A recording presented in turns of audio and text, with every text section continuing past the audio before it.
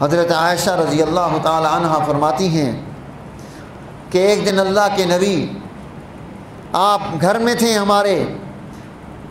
آپ گھر سے باہر آئے، اپنے اس گھر کے صحن میں کسی جگہ میں باہر آئے، وعلیہ مرتم مرجل من شعر اسود، اور اللہ کے نبی نے سیاہ نقطوں والی کالی کملی اپنے اوپر اوڑھی ہوئی تھی۔ اب جب آپ باہر آئے فجاء الحسن، حضرت امام حسن آ گئے، فادخلہ، اللہ کے حبیب نے انہیں اپنی اس کملی میں داخل کر لیا، اندر بٹھا لیا۔ فجاء الحسین، پھر امام حسین آئے، اللہ کے حبیب نے انہیں بھی اپنی کملی میں اندر ڈال دیا۔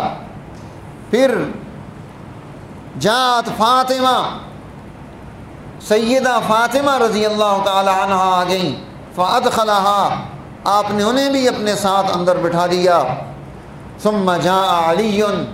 پھر علی ابن ابی طالب رضی اللہ تعالی عنہ آ گئے،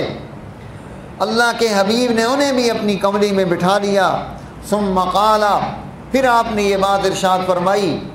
انما یرید اللہ لیذہب عنکم الرجس اہل البیت، کہ اللہ یہ چاہتا ہے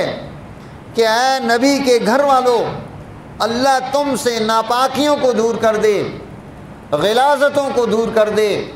وَيُطَهِّرَكُمْ تَطْهِيرًا، اور تمہیں بہترین انداز سے ظاہری باطنی پاکیزگی عطا فرما دے۔ تو اس پاکیزگی میں، اس طہارت میں جو نبی کو ورثے میں ملی ہے، نبی کا اہل البیت بھی